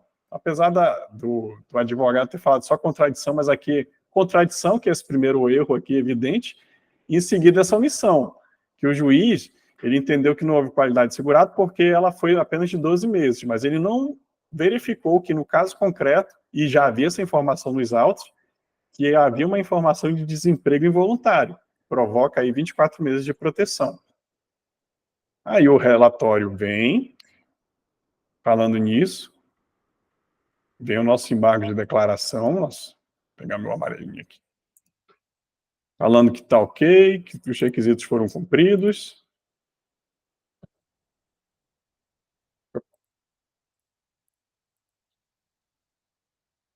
Conheceu dos embargos, tá tudo, foi cumprido.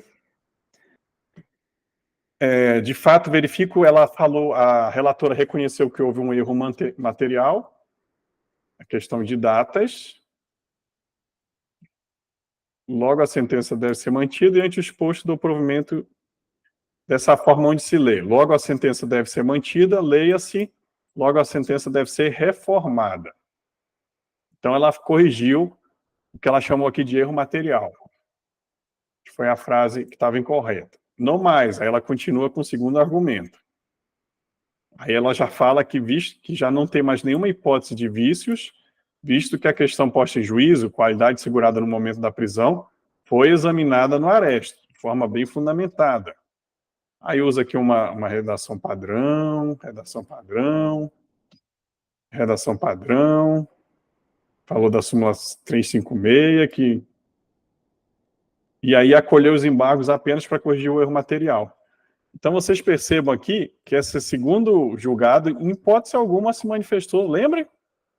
E cadê aquela fala lá sobre a questão da prorrogação do desemprego voluntário?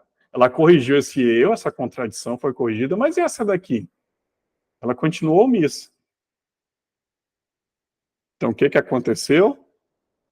Aí nosso advogado, isso aqui foi o nosso casal de advogados entrou com pedido de uniformização lá para a TNU.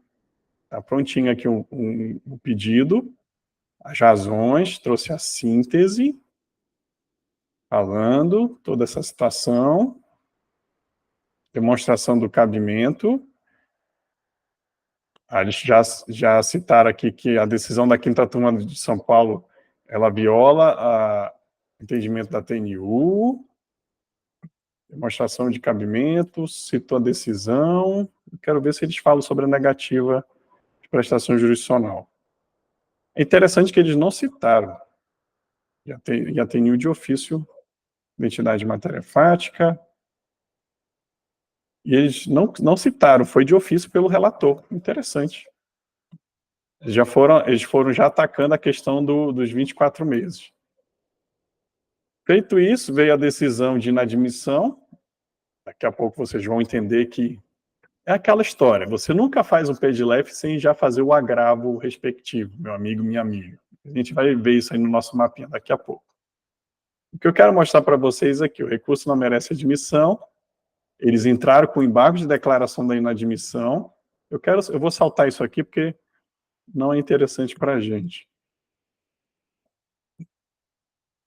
Foi mantido a inadmissão. Eles entraram com o agravo. Aqui o agravo. Um novo pedido.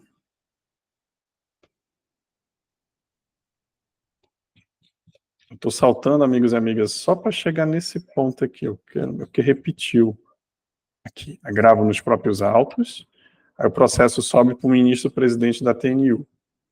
Todas essas peças nós vamos estudar como é a lógica de cada uma, para que servem, e como vai ser sua redação, até sua formatação também. O agravo foi encaminhado para o nosso ministro-presidente da TNU, vocês vão entender daqui a pouco, e ele conheceu do agravo. Isso aqui também é muito padrão na TNU. A TNU é muito boa em flexibilizar o conhecimento. Então, sempre vale a pena agravar. E aí o processo foi pautado. É isso aqui que eu quero mostrar para vocês. Isso aqui é só uma repetição, mais uma vez, da peça. Quero o voto. Esses aqui lutaram, porque o deles não foi conhecido, desembargaram e conseguiram subir aqui. O que eu quero? O julgamento de setembro agora. Relatório da doutora Lilian Oliveira da Costa Tourinho, juíza federal da Bahia. Então, a situação é o seguinte: qual é a discussão? Desemprego involuntário, prorrogação, né, da qualidade de segurado. Primeiro, é um auxílio-reclusão, que foi negado pela turma recursal de origem, sobre a alegação que não havia qualidade de segurado na data da prisão, do evento do fato gerador. O outro requisito, que a baixa renda já foi verificado na origem, não foi objeto de recurso e ninguém impugnou isso. O grande ponto é que essa informação foi introduzida somente no acórdão, em sede de embargos. Os advogados dos autores, eles deixaram claro que, na verdade, não foi só 12 meses de qualidade segurada, houve uma prorrogação pelo desemprego involuntário. Essa tese foi introduzida na origem via embargo de declaração, mas mesmo com esse embargo de declaração, a turma de São Paulo, a quinta turma, continuou omissa, ela continuou a não se manifestar sobre essa hipótese de prorrogação pelo desemprego involuntário. O processo seguiu, conseguiu chegar até a TNU e se demarcou a controvérsia. É essa a questão da verificação da qualidade segurada. Só que aqui é interessante porque a relatora deixou bem claro. Já começa o texto falando o seguinte: observa-se no caso em questão negativa de prestação jurisdicional pelo acórdão recorrido. Por quê? Qual foi o detalhe importante aqui? Ó? Deixou bem claro. Não foi apreciada pela turma de origem a ocorrência ou não da situação de seguro-desemprego. Imagina se os nossos amigos não tivessem oposto, né, que é o termo correto, os embargos de declaração lá naquele momento. Haveria acabado tudo aqui. E observem que a relatora ela trouxe isso aqui de ofício. Então é tão forte essa tese na TNU que eles fazem essa verificação de ofício para anular o acordo e devolver a origem, para que possa haver uma efetiva discussão sobre o tema. Então, feito isso, ela introduz a situação, já aplica a questão de ordem 47, e aí conclui anulando o acordo, de ofício. Ela anula o acordo recorrido a fim de apreciar a omissão apontada. Qual foi a minha intenção em apresentar para vocês esse voto? Que se não fosse aquele singelo embargo de declaração, e claro, toda a batalha do casal de advogados para conseguir fazer chegar até a relatora esse processo, nós não teríamos aqui a vitória, a anulação. E olha a importância que é você trabalhar a correta redação dos embargos de declaração. Então, hoje, amigos e amigas, deixa eu sair aqui, parar o compartilhamento. Ok, vocês estão vendo agora alguma tela? Alguém puder falar aqui? Voltou a sua tela inicial. Agora saiu. Pronto. Saiu do slide. Isso. Tá ok. Agora deixa eu compartilhar a tela aqui. Voltou, né? Então percebam, a minha intenção com a aula de hoje foi apresentar para vocês esse primeiro momento pós-acórdão e chamar a atenção que o prazo do pedido de uniformização, hoje vocês não vão trabalhar mais com 15 dias. O prazo do PEDLEF de vocês, a partir de hoje, será um prazo de 5 dias, porque a gente precisa dessa ferramenta. Se não fosse essa ferramenta utilizada no caso concreto que eu projetei aqui com vocês, já era, a gente não teria sucesso na aplicação, na conexão da questão de ordem número 47.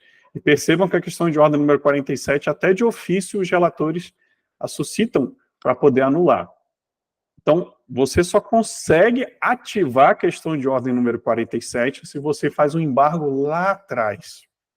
Tá bom?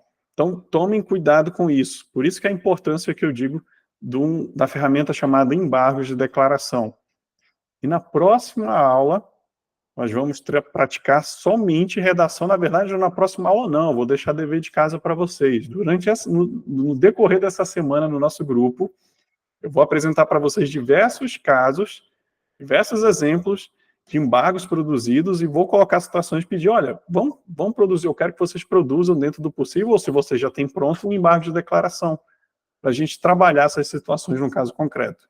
Então, eu vou apresentar um acórdão, um case, eu vou pegar um caso concreto e vou falar, gente, está aqui o caso, o que vocês acham disso? Houve omissão? Não houve? E em seguida eu vou apresentar a peça para vocês.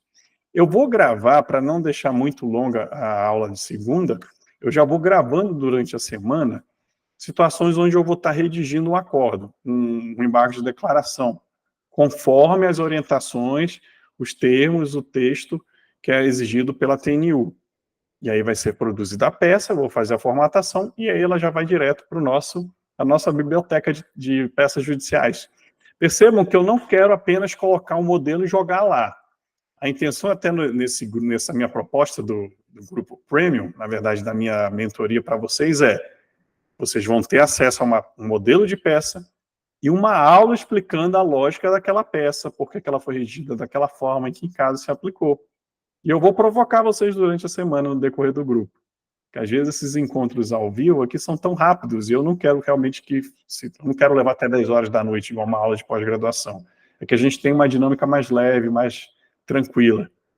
Então hoje eu encerro aqui no checklist e eu quero apresentar, teve uma aluna que pediu, Alex, eu não entendi muito. Aqui eu encerro, nesse primeiro momento da aula, essa segunda etapa após o acórdão. Como eu repito, a minha intenção foi chamar a atenção para vocês da importância dos embargos e as questões de ordem que levam em consideração essas perguntas do checklist preliminar. Então estudem esse checklist toda vez que forem fazer um acórdão. E digam-se de passagem, quem tiver aí com acórdão em aberto, né, dentro do prazo, nós aceitamos de muito bom grado para destrincharmos ele na nossa mentoria, lá no nosso grupo, tá bom, gente? Vou até colocar lá um avisozinho para vocês. Às vezes tem algum colega com prazo aberto aí, que dá para a gente discutir coletivamente, até produzir em conjunto essa peça, tá bom? No chat, para quem não está com o microfone aberto, doutora Silvia, doutor André, doutora Gisele, ficou clara aqui as informações? Ok? Ficou alguma dúvida? Eu não quero ir muito adiante disso para a gente não atropelar muito o conteúdo. Mas está tranquilo, André, Gisele, Silvia? Posso encerrar aqui minha gravação? Ok. Sem manifestações, encerra aqui hoje. E, por fim, eu quero só apresentar para vocês o meu mapa de... Deixa eu apresentar aqui para vocês. Present Frame. André, me dá só um check. Vocês estão vendo um slide chamado Mapa do Sistema de Uniformização do GEF? Sim, estamos. Tá. Sim. Aqui é um corte que eu quero criar para vocês. Que na aula passada, muitos alunos ficaram assim, Alex, eu não entendi nada que você falou daquela estrutura recursal dos juizados especiais federais. Dá para explicar de novo? Então dá para explicar, e literalmente hoje eu fiz uns bonequinhos aqui para ficar bem didático. É singelo, mas é a melhor forma técnica de estudo de memorização é a gente associar imagens. Então vamos lá. Para você, meu amigo, minha amiga, que está chegando hoje no Juizado Especial Federal, juizado, né, baseado no princípio da simplicidade, da celeridade. Então vamos entender a estrutura recursal hoje do Sistema de Uniformização dos Juizados Especiais Federais. Os nossos queridos advogados, eles vão iniciar a batalha deles aqui na casinha da turma recursal. Então, dá para ver o bonequinho movimentando aí no de vocês, André? Pronto. Então vai ficar melhor ainda. O jogo começa aqui, na casa da turma recursal. Nós recebemos o acórdão, e aí vocês vão fazer o jack. Entenderam lá que já fizeram os embargos, já fizeram toda a preparação para evitar a aplicação de questões de ordem número 10, de questão de ordem 35, 36, entenderam que não era matéria, não era a súmula 42, não era a súmula 43, perfeito. Meu pedido de uniformização está pronto. Para quem que você vai fazer a peça de endereçamento? Sempre, e aí conforme o regimento de cada tribunal, o doutor Jouber está entrando aí. Doutor Jouber, seja bem-vindo. Sempre, a primeira pessoa que vai ler a peça de vocês vai ser um setor muito específico de cada turma recursal, essa casinha aqui. que fica atribuída ao juiz federal presidente das turmas recursais ou vice-presidente, conforme o regimento de cada uma das turmas, pode variar. Então, o que você vai fazer hoje? Você vai pegar o regimento interno, lembra lá na primeira aula que eu coloquei todos os regimentos internos? Vai procurar no regimento quem é que faz o exame de admissão dos recursos de uniformização, dos pedidos de uniformização, perdão, nas turmas recursais. É o presidente ou o vice-presidente? Porque isso vai influenciar quando você for redigir sua peça. Ao presidente da turma recursal, ao vice-presidente da turma recursal. E esse cidadão vai receber a sua peça, cidadão ou cidadã, e vai fazer a leitura. E disso pode ocorrer uma seguinte situação.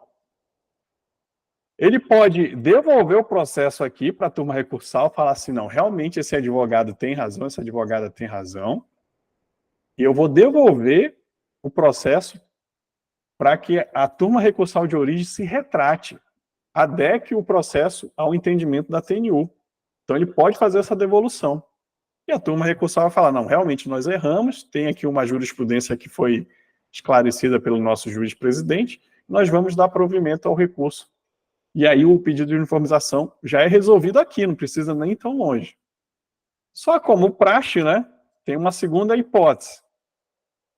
Pode chegar aqui no juiz-presidente da TNU, o juiz-presidente da sua turma recursal, e ele fala assim, olha, o seu pedido de uniformização não tem cabimento, realmente ele está contrário à tese da TNU consolidada, jurisprudência consolidada, e ele não vai passar, não vai seguir. Aí, a partir daqui, você tem que começar a entrar com a figurinha do agravo. E aqui nós vamos trabalhar com 2 tipos de agravo na mentoria, eu vou ensinar vocês. Ou esse agravo ele vai ser o agravo nos próprios autos, ou vai ser o famoso agravo retido, conforme a situação regimental. Nós vamos estudar as 2 hipóteses de agravo. Então, sempre a primeira dica é, você está fazendo uma minuta de um pedido de uniformização, ou de um recurso extraordinário, a gente já vai ver isso aí também, já deixa pré-rascunhado um agravo. É o famoso agravo para destrancar recurso. Aqui também a gente vai trabalhar muito. Tá certo? Então deixa já engatilhado. E daqui, dessa casinha da turma recursal, você está vendo que você tem literalmente 3 caminhos a seguir na sua jornada. Por quê? Porque contra um acórdão de uma turma recursal, depois que você faz o jack, você fatia, você pode ter fundamentação constitucional ou ofensa à interpretação de uma lei. Divergência de interpretação de lei federal em matéria de direito envolvendo direito material, perdão. E essa divergência pode ser tanto entre turmas de uma mesma região ou contra turmas de regiões diferentes. Então, contra um acórdão da turma recursal, você pode ir para o STF direto, isso aí que é um caminho que você já tem a seguir, um recurso extraordinário. Então, dentro do Juizado Especial Federal, meus amigos e amigas, além do pedido de uniformização, nós vamos estudar também a construção de recurso extraordinário.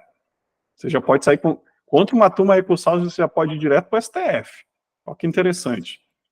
Outra, você iniciou a sua jornada de pesquisa de precedente e só identificou, você é da primeira região, a doutora Gisele está lá no Pará, atuando em todo o Pará. Ela fez uma pesquisa, ela quer atacar um entendimento da segunda turma recursal do Pará.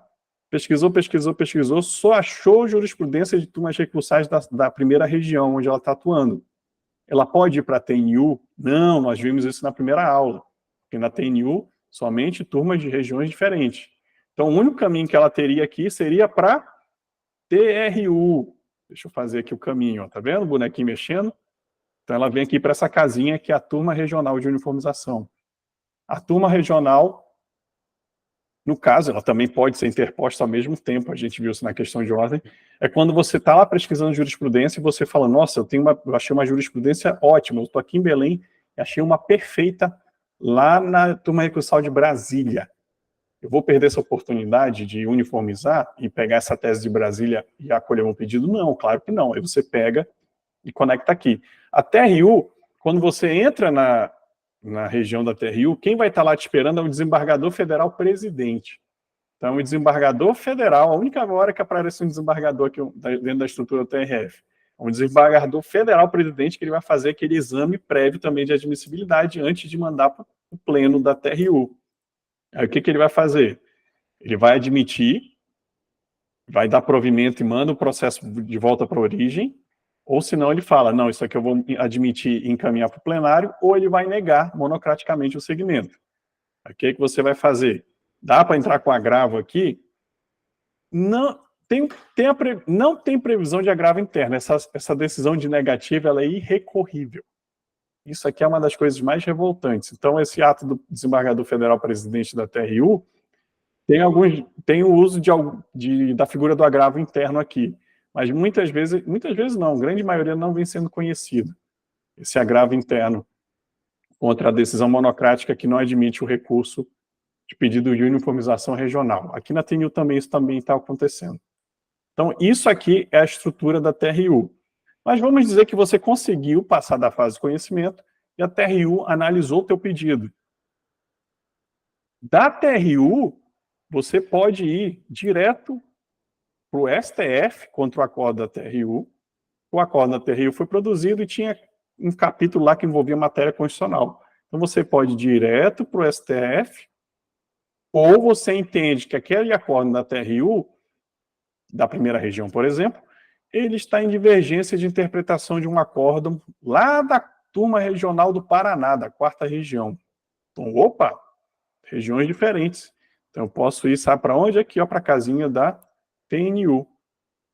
Então, já posso, tá vendo? Outro caminho eu posso vir para cá também. Então, da TRU, você pode fazer esses 2 caminhos aqui. Lá na TNU, quem é que vai estar te esperando? Ministro-presidente do STJ. Ministro-presidente do STJ é o presidente da TNU, ele que vai fazer esse exame prévio do seu pedido de uniformização. E também, lembra que eu falei, você pode sair aqui da turma recursal e ir direto também para a TNU, quando você só acha jurisprudência divergente de outra região, ou você não quer passar pela TRU, tá, gente? A TRU é facultativa. Ou só quando tem jurisprudência da mesma região, não tem jeito, aí você tem que ir pela TRU. E, inclusive, você pode entrar com os 3 recursos ao mesmo tempo, tá bom? Questão de ordem 32, anotem aí. Você deve, inclusive, entrar com os 3 recursos ao mesmo tempo. Então, você chega lá na TNU, o ministro-presidente é que vai fazer a análise do conhecimento, mais uma vez, ele conhecendo o recurso, você vai para o pleno. Ele negando, o processo se encerra, seria game over, eu vou até fazer essa telinha do game over. Mas vamos pensar no lado bom, o processo é distribuído pela TNU, a TNU julga o seu pedido, e no caso de êxito, o processo ele é provido pela própria TNU já na origem, ou na própria TNU, ou ele é devolvido para a origem analisar conforme o entendimento. Mas da TNU, vamos dizer que você não conseguiu êxito. O que acontece agora com esse acordo? O acordo da TNU, vamos colocar aqui, ele ofendeu matéria constitucional. Então, da TNU, você ainda pode ir para o STF, tá vendo o caminhozinho aqui? STF. E da TNU, se você conseguir encontrar uma ofensa do acordo da TNU, ou que esteja ofendendo a jurisprudência dominante do STJ, você ainda tem uma ferramenta chamada Pedido de Uniformização de Interpretação de Lei, PUIO, direcionada ao STJ. Então, você ainda tem mais uma chance e chega até aqui. Aqui, quem vai fazer o primeiro exame é o ministro-presidente da TNU. Se ele não conhecer também, você entra com agravo, e esse agravo vai lá para o STJ, para o ministro-presidente do STJ. E aí ele vai fazer aquela análise, se cabe ou não esse PUIL, chama PUIL. Pesquisem essa classe no STJ. Vocês vão ver que são raros os PUILs no STJ, no STJ. E alguns foram muito importantes. O tema 1007, que tratou de o trabalho remoto do rural, veio de um PUIL. Então, é uma figura importante. E, por fim, o STJ produz um acórdão. Ele vai produzir esse acórdão. E você, advogado, para onde ainda posso ir contra esse acórdão do STJ no PUIL? Se envolver matéria constitucional, você ainda pode, mais uma vez, ir para o STF. Então, todos os caminhos levam a Roma, todos os caminhos levam ao STF. E é isso aqui, essa jornada, que você pode fazer da jornada de uniformização que nós vamos estudar cada uma dessas casinhas e cada um desses caminhos e cada um desses, vamos dizer assim, desses fiscais aqui, né, desses porteiros, vamos colocar assim, né, que você vai ter que utilizar esses agravos para ir ultrapassando. Porque a cada chegada e a cada saída de uma dessas casas vai ter um guardião. Vai ser o ministro, vai ser o desembargador federal, ou vai ser o ministro-presidente ministro do STJ, presidente da TNU, ou lá ainda o ministro-presidente do STJ, protegendo a sua chegada nas próximas etapas desse board, desse game aqui. Tá certo? Então fica aqui essa gravação para os alunos que ficaram na dúvida como era aquele mapa, funcionamento. Eu acho que agora, mais didático do que isso, eu não consigo ser, mas se ainda ficou alguma dúvida, eu vou complementar com certeza. Tá certo, amigos e amigas? E aqui eu finalizo o compartilhamento e finalizo a aula de hoje. Caros amigos e amigas, fiquem tranquilos que era isso que eu tinha para hoje. O tema da semana será embargos de declaração. Então, nós vamos trabalhar com o tema da semana no grupo. Eu vou apresentar para vocês algumas situações concretas, provocar vocês. De preferência, caso vocês tenham algum acórdão em quentinho, por favor, podem até compartilhar lá, fique à vontade, se quiser tirar os dados sensíveis. Mas como aqui é para a liberdade de cátedra, tá, gente? A análise dos dados sensíveis aí não vão influenciar. Então, vocês podem tirar os dados sensíveis ou compartilhar o acórdão e vamos trabalhar em conjunto, dentro já do grupo, para não perder tempo só em encontros semanais, para destrinchar. Vamos fazer o jack do acórdão, identificar as teses, verificar se é o caso ou não de embargos de declaração, e se for o caso de embargo, como produzi-lo, qual é a redação, quais os termos, qual a técnica que nós devemos utilizar para ter sucesso, para evitar a questão de ordem número 10, a questão de ordem número 35, a 36, e garantir também, em especial, a aplicação da questão de ordem 47. Tudo bem? Encerro aqui o conteúdo oficial de hoje. Abro mais uma vez perguntas para os meus amigos do ao vivo. Tranquilo, né? Foi bem tranquilo, acho que não tem... Tudo tranquilo, Alex. Bem leve. Estamos de leve, começando leve aqui, doutora. Tudo certo. Para nivelar todos vocês, meus veteranos, como a doutora Gisele, e minha jovem advocacia previdenciária. Tá bom? Eu agradeço a presença de todos. Silvia, André, Gisele, Jouber, vocês que vão assistir no gravado. Vários amigos me falaram que não puderam comparecer aqui. Vai ser um prazer tê-los aqui, tá bom? E, essa aula eu vou colocar ela para encerrar agora a gravação. Eu vou hospedar essa aula, meus amigos e amigas, eu vou fazer um teste, em vez de colocar no Google, vai estar no Google Drive também, mas eu vou hospedá-la também no YouTube, só que com aquele link privado. Então, somente vocês vão ter acesso a esse link. Por que YouTube? Porque fica muito mais fácil de visualizar as aulas, de ter acesso. Muita gente tem YouTube instalado no celular, e ele tem uma estrutura, né, de apresentação muito melhor. Então, ele vai estar hospedado no Google Drive, para você armazenar, se você quiser fazer uma cópia e guardar na sua pastinha pessoal, e também no YouTube. Só que no YouTube ele vai estar privado, restrito a vocês, meus patrocinadores, né, que fizeram esse investimento. Eu agradeço mais uma vez publicamente a cada um. E eu repito, eu não me conformo e não me entregar o melhor aqui para vocês, fazer o diferencial, tá bom? Então fiquem tranquilos quanto a isso. E durante a semana, o que eu vou complementar essa minha aula de início de produção de embargos? A produção de vídeos, onde eu vou estar construindo algumas sugestões de redação de embargos, colocando a peça à vontade para vocês, para testificação, para vocês colocarem opiniões, e se vocês quiserem ficarem à vontade, podem apresentar a peça de vocês também. Alex, eu tenho vergonha, eu fico constrangido, apresentem anonimato, não tem problema, me manda no privado, a gente conversa. A intenção é que cada um tenha uma evolução aqui hoje, tá bom? Se você quer compartilhar no grupo, é muito melhor, é um grupo... Graças a Deus, eu até gosto disso, é um grupo menor, pequeno, está bem enxuto, não está muito grande, então todos lá podemos conversar bastante sobre isso. Tudo bem? Então é isso. Amigos e amigas, encerro aqui a gravação, e essa foi a nossa aula 01. Teve a aula 0, a aula 01, realizada em 7 de outubro de 2024. Agradeço a todos, e até a semana que vem. Encerrando a gravação. Boa noite, até logo. Boa noite.